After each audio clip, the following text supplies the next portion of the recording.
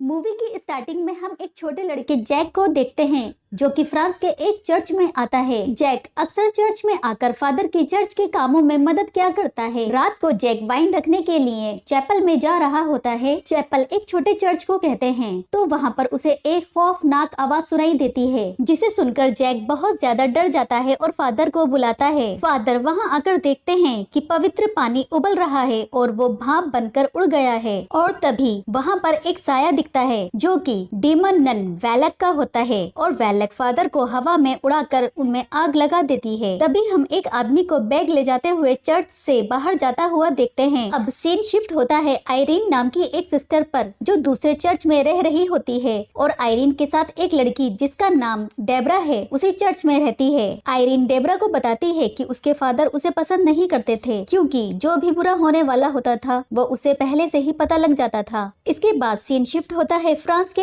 एक स्कूल में जहाँ पर मॉरिस नाम का एक आदमी काम किया करता था। उस स्कूल को एक मैडम चलाती थी और उनका बेटा उस स्कूल के चैपल में जाकर मर गया था। उसी स्कूल में एक छोटी सी बच्ची सोफिया भी पढ़ती है और सोफिया को कुछ लड़कियां अक्सर तंग करती रहती हैं और सोफिया को उन लड़कियों से मॉरिस बचाता था। लेकिन मॉरिस के साथ भी कुछ अजीब था। एक दिन जब स्कूल की प्रिंसिपल मॉरिस को कॉकरोच साफ करने के लिए बोलती है तो वो कॉकरोच को खाने लगता है। तभी वहाँ पर एक लड़की आती है जो मॉरिस को कॉकरोच खाते हुए देख लेती है। तभी मॉरिस के अंदर से डीमन नन वैलक बाहर आती है और वो उस लड़की को जान से मार देती है। हमें यहाँ पर पता चलता है कि जो आदमी मूवी की स्टार्टिंग में बैग हाथ में लेकर चर्च से बाहर आ रहा था वो और कोई नहीं बल्कि मॉरिस था और मॉरिस के अंदर वही डीमन नन वैलक थी। लेकिन वैलक आखिर सब लोगों को क्यों मार रही है इसके बारे में हमें कहानी में आगे पता चलेगा। दूसरी तरफ आयरीन को भी अजीब अजीब से सपने आ रहे थे जिसमें मॉरिस उससे मदद मांग रहा होता है। वैलक भी उसके सपने में आकर उसे बहुत ज्यादा डराती है जिसकी वजह से आयरीन की आंख खुल जाती है और वो बहुत ज्यादा घबरा जाती है। एक दिन सोफिया को फिर से वो लड़कियां तंग करने लगती हैं और वो उसे उसी चैपल में ले जाती हैं जहां पर मैडम ने जाने के लिए मना कर रखा है और वो उसे खिड़की पर बनी एक बकरी दिखाती हैं और कहती हैं कि तुम्हें इसकी आंखों को देखना होगा और ये एक डीमन की आंखें हैं। तुमने अगर जरा भी इसकी आंख से ध्यान हटाया तो डीमन आकर तुम्हें मार देगा। अब सोफिया उस बकरी की आंखों को देखने लगती है और बाकी की लड़कियां सोफिया को अकेला छोड़कर वहाँ से बड़ी चालाकी से भाग जाती हैं। वहाँ पर सोफिया अब बिल्कुल अकेली थी और वो बकरी की आंखों को देख रही थी जो कि अब बहुत ज्यादा चमकने लगी थी। और तभी वहाँ पर वैलक आ जाती है और सोफिया उसे देखकर बहुत ज्यादा डर जाती है। तभी मॉरिस आकर उसे बचा लेता है। अब हम सिस्टर आयरीन को देखते हैं जिन्हें फादर ने अपने पास बुलाया होता है और उसे बताते हैं कि अलग अलग शहरों में नन और प्रीस्ट मारे जा रहे हैं और फ्रांस के चर्च के एक फादर को जलाकर मार दिया गया है। शायद वो डीमन नन वैलक वापस आ चुकी है, वो मरी नहीं है। पहले भी तुमने इस नन का मुकाबला किया था और तुम्हें इसे अब भी दोबारा खत्म करना होगा। लेकिन सिस्टर आयरीन ऐसा करने के लिए मना करती हैं। वो कहती हैं कि अब वो ऐसा नहीं कर सकती। लेकिन फादर आयरीन से कहते हैं कि उन्हें इंसानियत को बचाने के लिए ऐसा करना होगा और इस केस को सॉल्व करना होगा। अब सिस्टर आयरीन अपने डर को काबू करती हैं और इस केस को सॉल्व करने के लिए फ्रांस की तरफ निकल जाती हैं। तभी वहाँ पर सिस्टर डेब्रा भी उसके साथ जाने के लिए ट्रेन में आ जाती हैं। आयरीन ये देखकर उनसे कहती है कि तुम्हारा मेरे साथ चलना ठीक नहीं है। लेकिन सिस्टर डेब्रा बताती हैं कि उनकी माँ भी जलकर मरी थी और तभी से उनका फेथ टूट चुका है और वैसे भी उनके सामने कभी भी कोई मिरेकल नहीं हुआ और उन्हें भी देखना है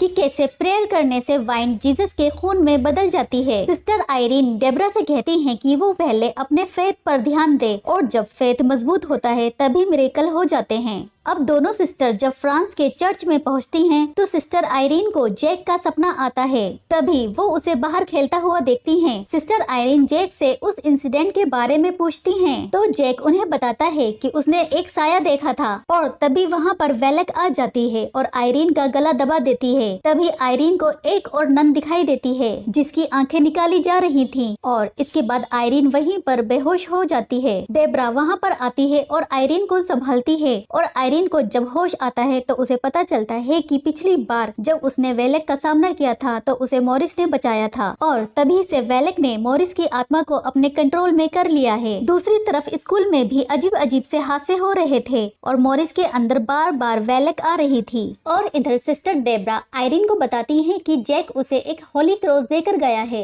जिस पर एक अजीब सा निशान बना हुआ था और ये निशान उन सभी लोगों के क्रॉस पर भी बना हुआ था जो कि मारे जा चुके हैं। आयरिन को लाइब्रेरी जाकर पता चलता है कि ये निशान एक खानदानी निशान है जो कि एक बहुत बड़े प्रीस्ट सेंट लुई के खानदान से जुड़ा हुआ है और जिस नन प्रीस्ट को उसने अपने सपने में देखा था आंखें निकलते हुए वो और किसी की नहीं बल्कि सेंट लुइस की आंखें थीं और इन आंखों में बहुत ज्यादा शक्तियां हैं जिसकी वजह से इनको कहीं छुपा दिया गया है और ये सभी लोग सेंट लुइस के खानदान के ही हैं जो कि मारे गए हैं। अब हमें यहाँ पर पता चलता है कि वेलेक सबको इसीलिए मार रही है ताकि वो उन आंखों को हासिल कर सके और उसकी खोई हुई पावर वापस आ सके।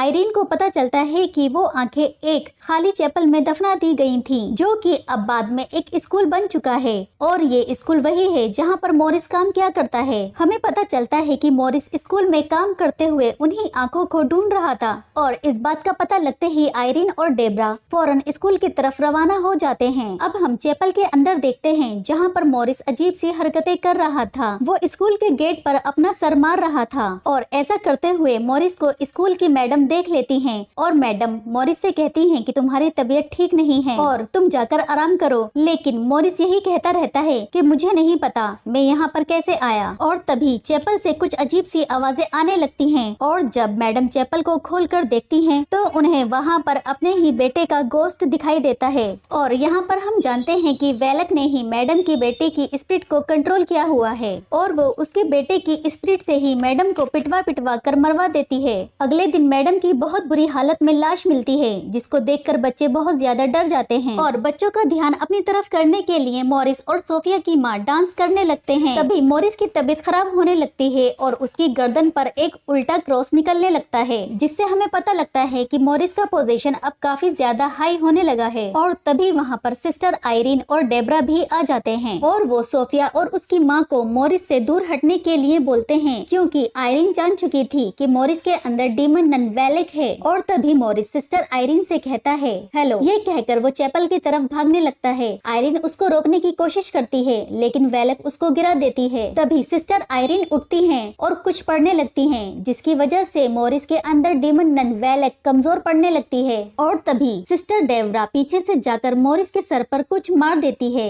जिसकी वजह से मॉरिस बेहोश हो जाता है और वो दोनों मिलकर उसको बांध देती हैं ताकि वो कहीं जा ना सके। इसके बाद वो दोनों और दूसरी सिस्टर को अपनी हेल्प के लिए बुलाती हैं और चैपल में जाकर उन आंखों को ढूंढने लगती हैं। तभी वहाँ पर सोफिया भी आती है और सिस्टर आयरिन को बकरी की आंखों को भी दिखाती है। सोफिया बताती है कि जब बकरी की आंखों पर सूरज की रोशनी पड़ती है तो वो चमकने लगती हैं। तभी सिस्टर आयरिन उस बकरी की आंखों पर टॉर्च की रोशनी डालती हैं तो उसकी आंखों से एक लाइट निकलने लगती है जो कि सेंट लुइस की आंखों का रास्ता बताती है कि वो कहाँ पर दफन है। अब सिस्टर आयरिन उन आंखों को निकाल लेती हैं और तभी मॉरिस भी जाग जाता है। अब वेलेक अपने असली रूप में आकर सभी बच्चों को डराती है और डेब्रा वहाँ पर आकर उन बच्चों को बचाती है और एक कमरे में ले जाती है जहाँ पर मैडम का भूत उनको डराने लगता है। दूसरी तरफ मॉरिस सिस्टर आयरिन से उन आंखों को छीनने लगता है लेकिन सोफिया उन आंखों को लेकर भाग जाती है। सोफिया जैसे तैसे करके भाग रही होती है और वो भागते भागते एक बिल्डिंग में जाती है जो कि एक साइड से टूटने वाली थी और ये सब उन आंखों की वजह से हो रहा था।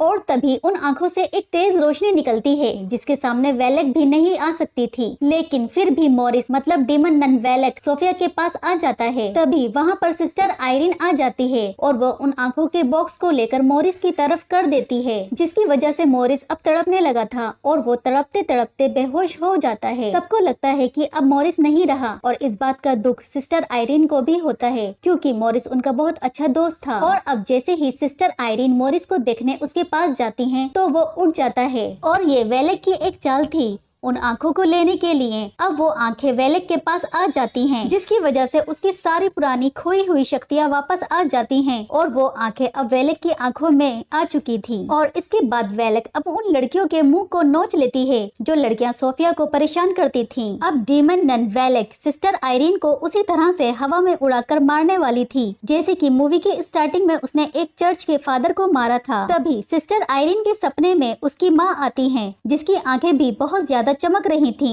मतलब कि सिस्टर आयरीन भी सेंट लुइस के खानदान की थी। मतलब कि सिस्टर आयरीन के अंदर भी उतनी ही ताकत थी और वो अपनी ताकत से उस आग को बुझा देती है जो कि डीमन नन वेलेक ने आयरीन को जलाने के लिए उसके अंदर लगाई थी। और ये देखकर वेलेक बहुत ज्यादा गुस्सा हो जाती है और वो अब सोफिया पर अटैक करती है। सिस्टर आयरीन अब सबको प्रेयर करने के लिए बोलती हैं और साथ ही डेब्रा को भी प्रेयर करने के लिए बोलती हैं। डेब्रा देखती है कि यहाँ पर वाइन है क्योंकि ये स्कूल वाइन फैक्ट्री को ही बंद करके बनाया गया था। अब सब प्रेयर करने लगते हैं और वाइन जीसस के खून में बदल जाती है और अब डेब्रा भी अपनी आंखों से मिरेकल होता हुआ देखती है और जीसस का खून डीमन नन वेलेक को जलाकर मार देता है और नन के मरते ही सब कुछ नॉर्मल होने लगता है। अब हमें फिल्म की लास्ट में दो पैरानॉर्मल इन्वेस्टिगेटर दिखाई देते हैं जो कि भूत प्रेतों से बात कर सकते हैं और उन दोनों को चर्च से कॉल आई थी। मतलब उन्हें एक नया केस सॉल्व करना था। मतलब डीमन नन वेलेक अभी मरी नहीं है और ये फिल्म यहीं पर एंड हो जाती है। फ्रेंड्स, इसी तरह की लेटेस्ट फिल्म के एक्सप्लेनेशन के लिए हमारे चैनल को सब्सक्राइब करें और वीडियो को लाइक करें। मिलते हैं किसी और नई फिल्म के एक्सप्लेनेशन के साथ, तब तक के लिए बाय।